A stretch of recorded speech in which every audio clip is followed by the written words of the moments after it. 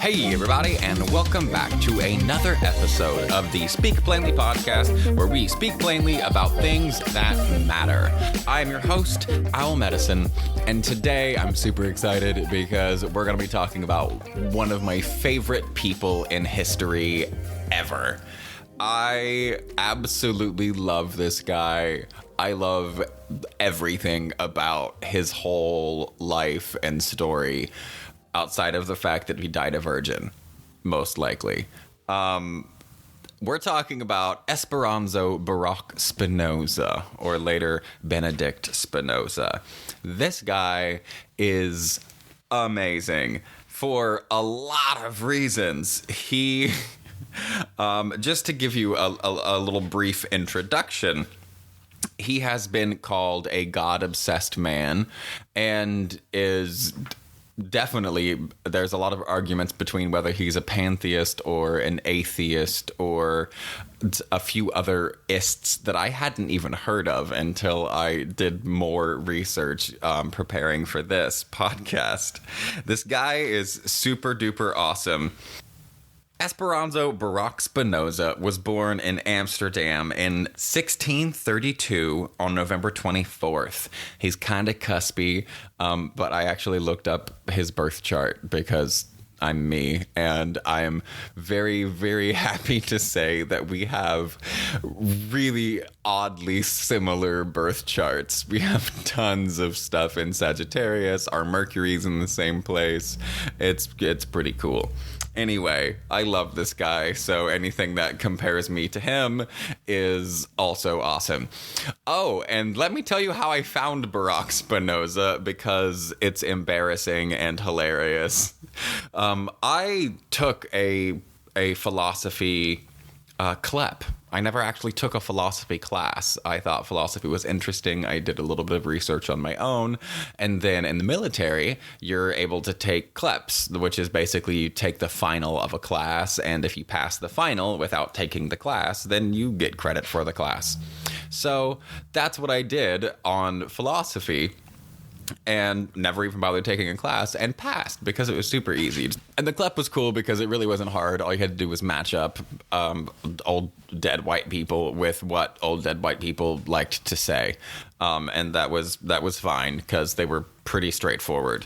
But I actually didn't learn about Baroch Spinoza doing research into philosophy or philosophers. I actually found Spinoza through a astrology meme about Sagittarians, and it was something about how to impress a Sagittarius or something, and it was like just quote Spinoza, and I was like, what? Who is this guy? Who's Spinoza? And then I looked him up, and I fell in love. He's absolutely amazing. So let me just read you some quotes about this guy and his work, okay? So he wrote 4 books. He died before he was 50, and he wrote 4 books, almost all of which posthumously, and by his friends, and they were all banned in the Dutch Republic, which was by far at the time the most free country in the world, and that's part of why he was there. Harold Bloom says, as a teacher of reality, Spinoza practiced his own wisdom and was surely one of the most exemplary human beings to have ever lived. Another old philosopher, Gilles Deleuze, called him the Prince of Philosophy. Gertrude Russell says, noblest and most lovable of the great philosophers, intellectually some others have surpassed him, but ethically, he is supreme. And I love, this is my favorite one.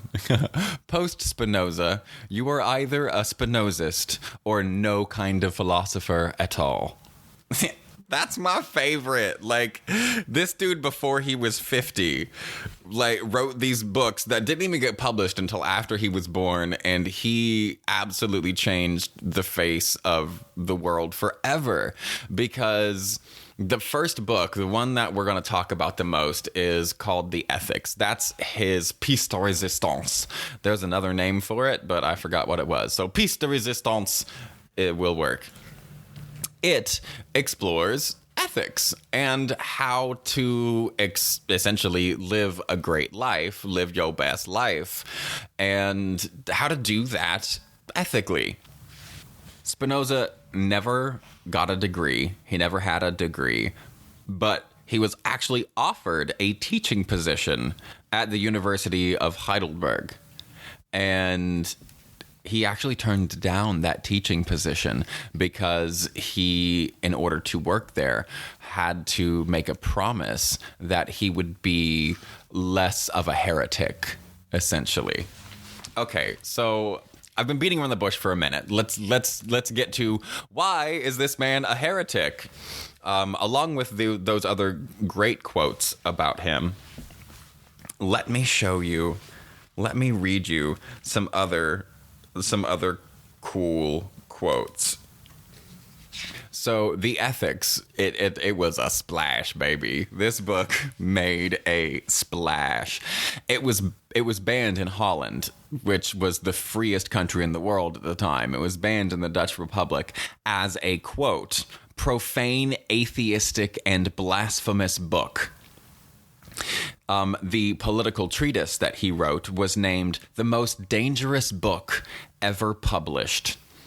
It was called A Book Forged in Hell.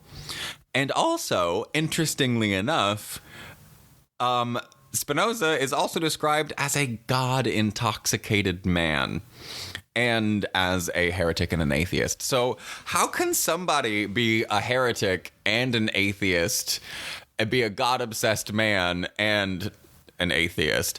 Also, how can he be an atheist and a pantheist and a determinist and all these other ists?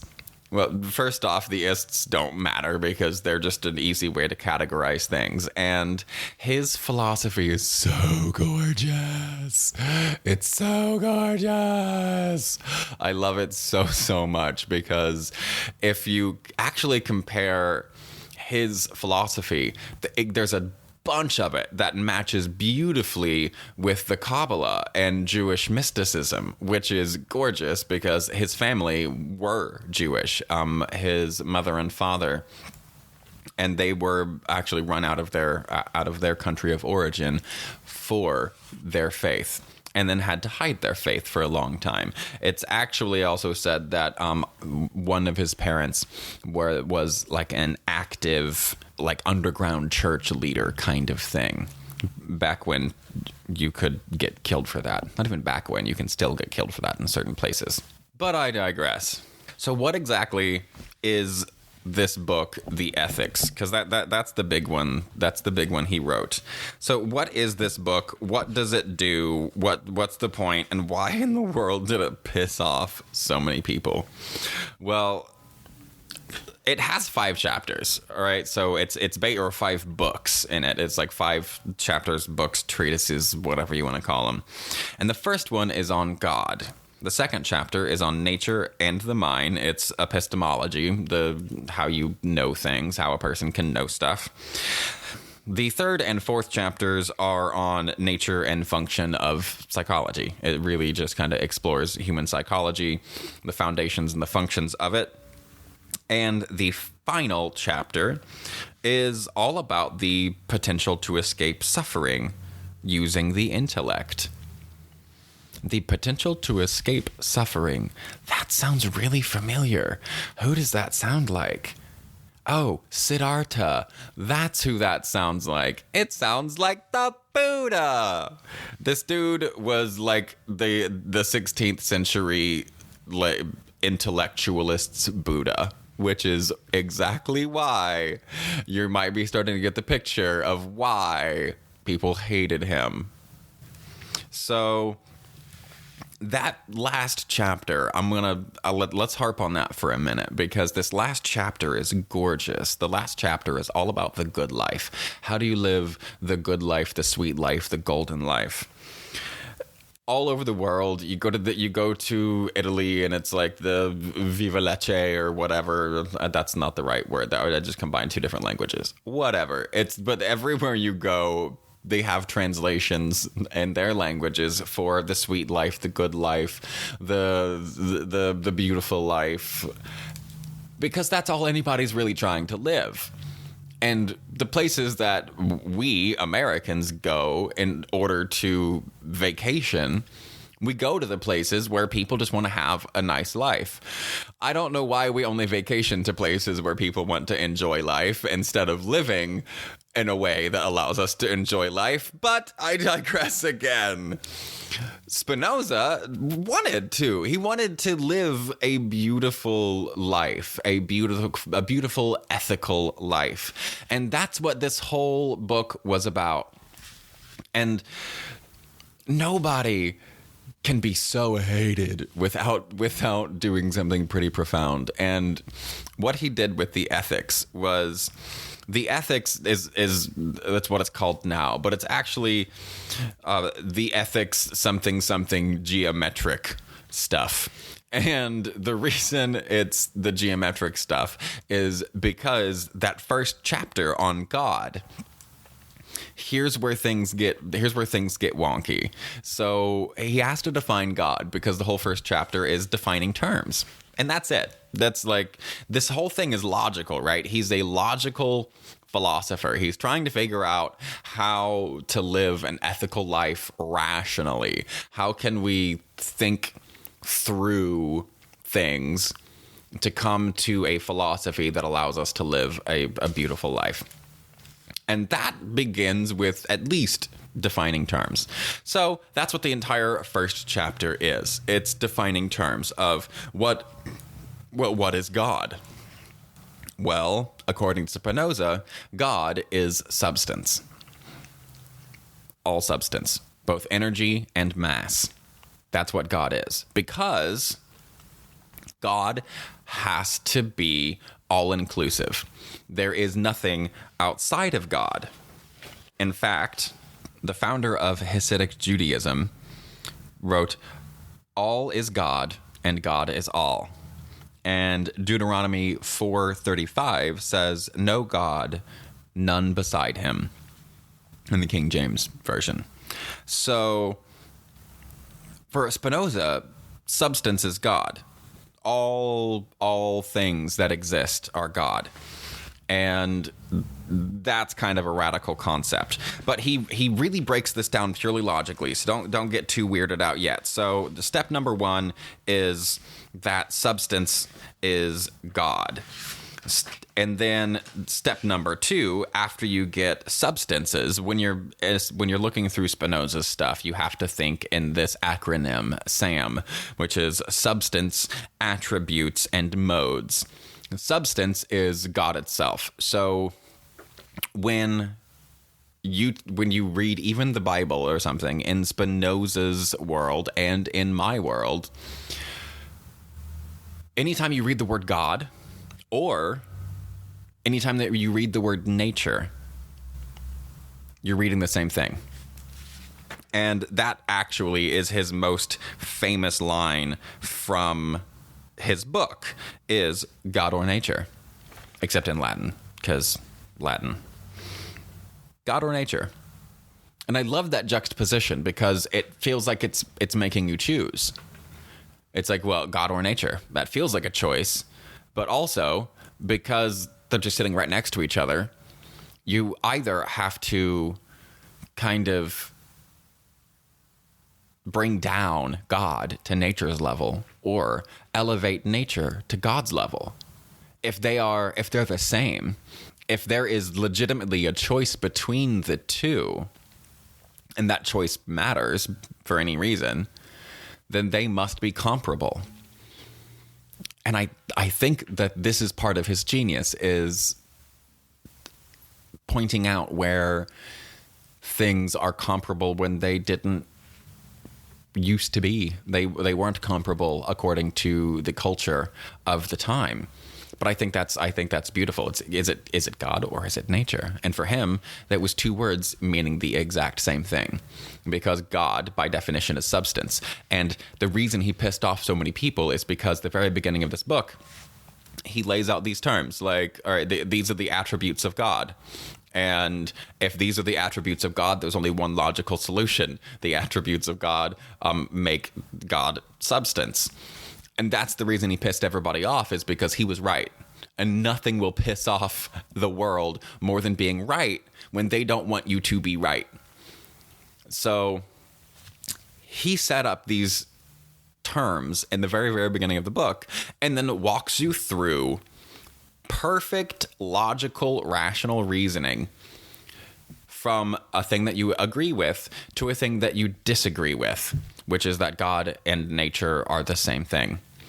And that there is no personal God. There is no transpersonal God. That we are, well, a worm in the blood. I jumped ahead a little bit, but that's fine. The worm in the blood story is a really great story because, like, Plato has the allegory of the cave, right? Well, and his is about, like, being a philosopher, being tied up in a cave, and there's shadows dancing, and you think the shadow's real, and you leave and you see that they're not, and you come back and try to tell people, and they tell you that you're crazy. That's a little bit of what happened to Spinoza here. But I like Spinoza's famous allegory better because it's universally applicable, not just applicable to philosophers. In Spinoza's, we're a worm and we're in the blood. So imagine you're a little worm, worming along, wiggle, wiggle, wiggle worm, and you're seeing blood stuff. You're seeing red blood cells and white blood cells. It's the plasma all around. There's all kinds of little things inside the blood, all kinds of living little stuff. And everything's doing things. And you don't really know what they're doing. You just see them doing stuff. You see the red blood cells carrying oxygen. You see them shaped a specific way. And you see these different things behaving in different ways. You see specific things behaving in specific ways. And you don't really have any idea as to why. So you think naturally that they are an autonomous entity in the same way that you are an autonomous entity and complete within themselves. Not realizing that you are actually inside a body, like a human body or a little kitty cat body or whatever body. I'm assuming he meant human because it was the worm in the blood and he probably was talking about that, but it really doesn't matter. Being inside a body as a worm, watching all these little things, you automatically project your own reality onto them that you experience yourself as an autonomous individual. So you expect other independent things not of you, to also be autonomous little individuals. And that is exactly the way that we, as people, experience life. I see you, you see me, I think you're an entity, you think I'm an entity, but in reality, we are all a part of one giant universe, and smaller than that, we're a part of one city, or one room, or one county, or one state, or one country. Perspective is everything. So whatever perspective you're looking at it from makes the biggest difference. So the story of the worm in the blood is really meant to point out that we are a part of something larger than us. And if we use that rationality, that can lead us down a beautiful, beautiful path. The path to the good life, as he calls it. And for him, what is the path to the good life? How do you actually get there? And he believes that you can use logic and rationale and reasoning. And basically, the logic, rationale, and reasoning that he has is God is not a creator God. He didn't one day of his own free will decide to create the universe. That God, in its existence, that is to say the universe itself, nature, all the energy, and all of the matter in the universe, that is God. And because it exists, it necessarily creates. Now, I know that sounds weird, but because it exists, it necessarily creates. In the same way that three acute angles will come together to make a triangle. Three acute angles, when they come together, no matter what, when you put them end to end, will create a triangle. That is because of the nature of the right angles and the nature of a triangle. And the nature of our concepts of right angles and triangles, right? But that is the nature of right angles, acute angles and triangles. If you put three acute angles together, you're going to get a triangle. In the same way, if you have a God, you will have creation. So this also, for me, beautifully fits into the Tao, because that means from one there was two, from two there was the many. And I find that beautiful. I find this really awesome. So if we have now God, so now we have settled God is substance, universe, energy, matter, nature, all the things. God is all the things, which means now we have the S down. We have to go to the A. We have to go to the attributes. What are the attributes of God? See, and that's fun for me. I love this stuff because I grew up in such a ridiculously religious family. I love this kind of thing. So the attributes are the primary expressions of substance. It is the observable phenomenon. Matter and energy are the same thing. Like I said, that is substance. And Spinoza rejected the Aristotelian idea of form and matter. And he replaced form and matter from Aristotle with his own version of thought and extension. And thought and extension is how we, as human beings, understand the attributes of God. That is how we dissect the attributes of God. That's how we kind of carve up our own reality. And our reality is created of substance or God. Again, making every single thing around you a piece of God. So the thought is the concept, and then the extension is the physical thing. All right, I know that feels a little backwards, but it works well into with its own interior logic for this. So the thought is the concept, and the extension is the physical thing. Love, the extension of that is the physiological explanation. That's the explanation of cortisol rising to get you a little bit stressed, but also all the dopamine coming up to make you feel good, and all the oxytocin, and that whole biological cascade of events that creates this feeling that we call love. That is the extension. The thought of love are the stories of love. They're the Hollywood movies. They're poetry. They're music and art about love.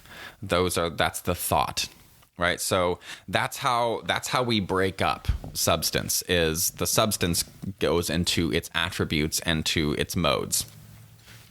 So let's look at modes next. Modes are also called the affections by Spinoza, which I just think is freaking adorable. And in here, again, he breaks it down to infinite modes and finite modes. And by the way, I really love this because he's just breaking these down and then breaking each one of them down into two. And it feels very Chinese medicine to me. It feels very yin and yang. It feels very energy and substance. And it's beautiful. So in the modes, he has infinite modes, which are permanent extensions, which is like a chair, versus the finite modes, which is a concept of a chair. So, and I didn't like this at first, but I like it now because as we talk about infinite and finite modes, later on, something I learned toward the end really tied that together. But so what does this all mean? like, what in the world does that mean? Basically, it means that in Spinoza's philosophy, God and nature are the same thing. That God is not an entity with free will and interferes with the lives of man. Spinoza's God is also Einstein's God. I meant to start this podcast with the Einstein quote. When Einstein was asked if he believed in God, he said he believes in Spinoza's God. And if that ain't enough to catch your attention, then I don't know what is gonna be, because it's so good. It's so good. God is literally all the things in the universe, all the matter, and then God's attributes are basically the kind of functions or the physics of the world. And I don't just mean the physics of matter, but the physics of emotion and the physics of energy.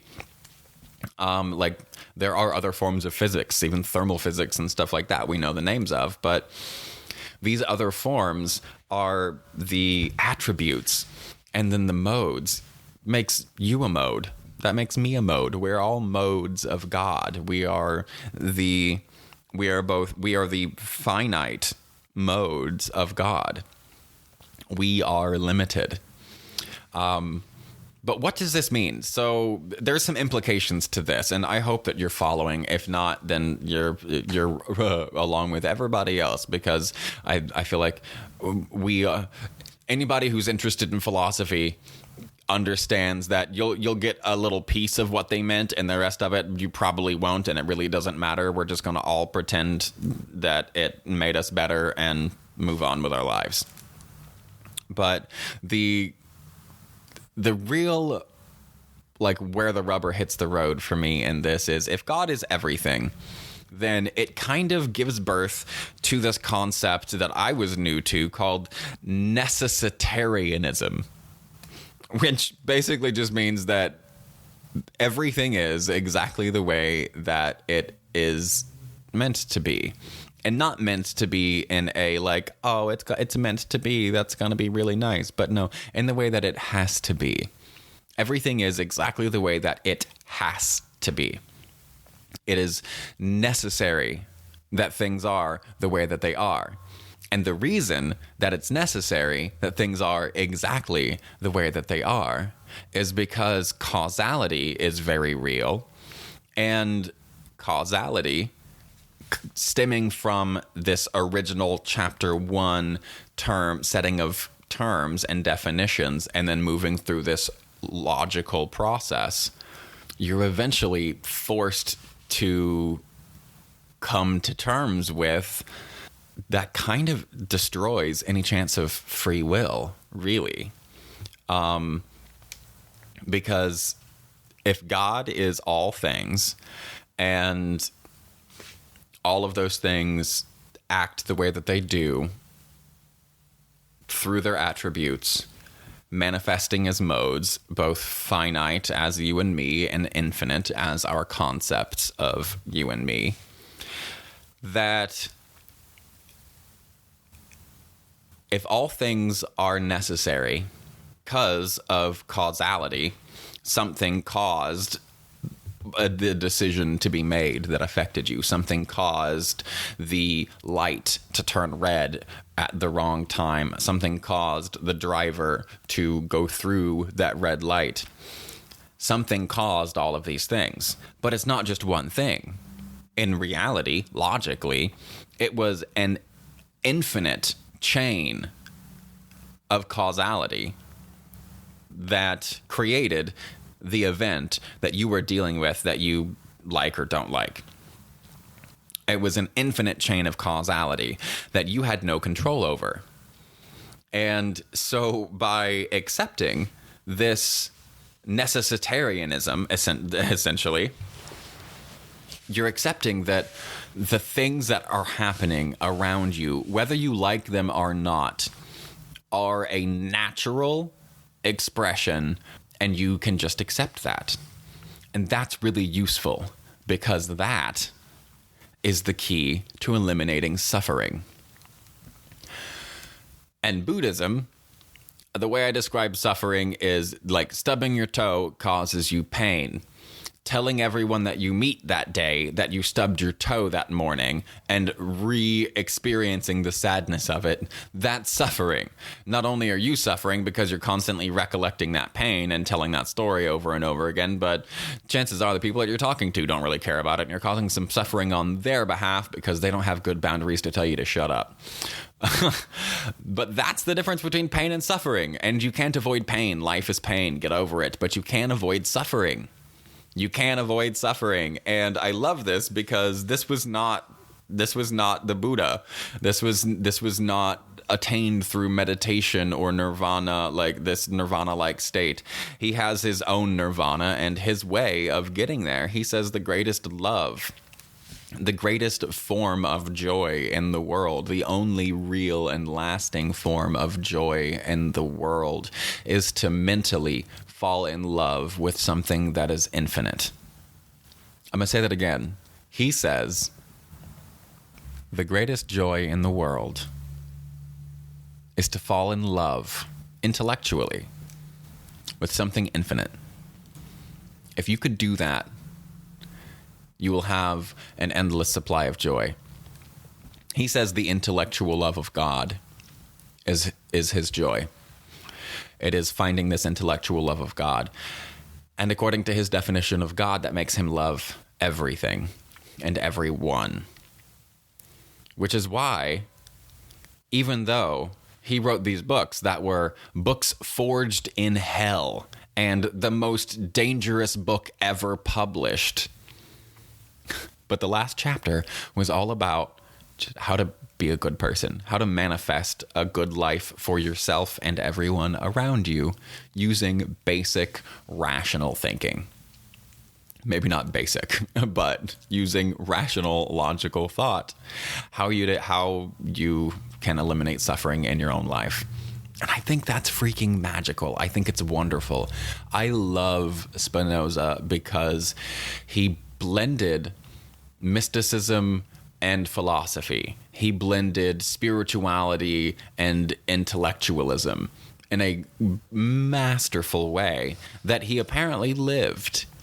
He died at 44 years old because after he was excommunicated from the Jewish church, which, by the way, I think when I did this research, there's only been 2 people ever. Like, Catholics excommunicate folks all the time. They're like, no, get out of here. Bye. Judaism doesn't really do that. The Jews are like, okay, whatever, bro. But not with Spinoza. And what's funny is he was actually excommunicated from Judaism at 23 years old. He hadn't even published anything yet. Like, he hadn't published anything yet. And he was excommunicated from Judaism. Like, that's crazy. For telling people to be nice to each other. But the way he did it was purely rational, and it forced the entire world to stare their own cognitive dissonances in the face. And nothing will piss people off faster. Nothing will piss people off faster than pointing out their cognitive dissonances in an undeniable way. And that's why everybody hated him. Well, that's why philosophers and the church at the time hated him. It was the church and the governments that really hated him. In Holland at the time, you could publish anything. Holland was by far the freest republic in the world. People from anywhere could come there and publish whatever they wanted. And even in Holland, he was banned. And it's all because he started off defining terms and then walked you through rationally, if this, then this, if this, then this, all the way to God is everything. And if God is everything and it expresses itself in these infinite numbers of ways, then we should treat everything as a tiny piece of God acting out its own attributes and modes. That's it. That's it. That's the end. Like that was all he really wanted to do. And he did it in a beautiful way where apparently everybody that knew him loved him as far as the way he treated people and the kindness that he had. And the reason he died at 44 is when he was excommunicated, he got a job as a lens grinder.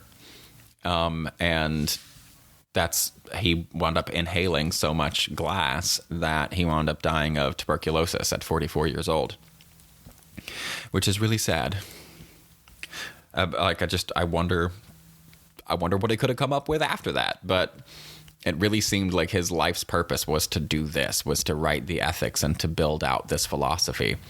And I love it with all of my heart because I said for years that I believed that the universe only knows one thing, and that one thing is balance. And that the universe's perspective was so big and so wide that we can't possibly understand what that balance looks like. And so if we just trust that there is balance somewhere in there, that was my whole philosophy. And over the years, I've developed that more. And once I found Spinoza's, I was like, OMG, this is exactly everything that I believe, plus a million other things that I hadn't really put together yet in easily describable ways, at least. I love Spinoza. I love Spinoza's philosophy. I think he is absolutely marvelous. And I hope that you think Spinoza is awesome. There's a lot of really good YouTube stuff out there. Just look it up. There's so many cool, you can look up YouTube videos for different people who have done interviews, who are specialists on Spinoza. And Spinoza is so famous and was for so long that people that love Spinoza are called Spinozists. And that actually, for a while, for about 80 years, it was just under 100 years, for a little while after Spinoza died, people who were atheists were called Spinozists. Just all atheists were called Spinozists because he pissed off people that much. And it makes my little rebel heart so happy. I love it. I love it. I love it. I love it. So, yeah, that's Spinoza. There's still more that I didn't cover. He talks about nature, and he breaks that into two categories, to natura naturans and natura naturata, which is the kind of the modes of God again, but breaks that down. I hope that this was really entertaining, and I hope that you have your interest piqued for Spinoza. Give it a Google. It's really you'll love him. You'll love what he does. He's, to me, the greatest philosopher ever, probably one of the greatest people ever. I wish I could read Latin. For a half a second, I considered learning to read Latin just so I could try to read the ethics, and I was like, no. I'm not that legit. That's why I'm not a scholar.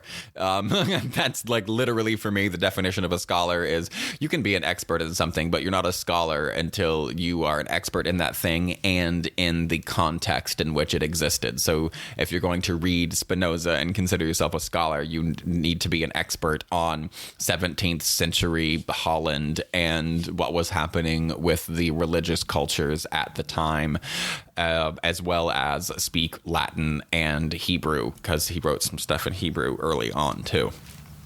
I can't do those things. I'm not interested in doing those things, but luckily there are people who are interested in doing those things, and I can help disseminate their information and wisdom out to you in my little owlish way. So I hope that I've done that, and I hope that you were thoroughly entertained and you have a fabulous day.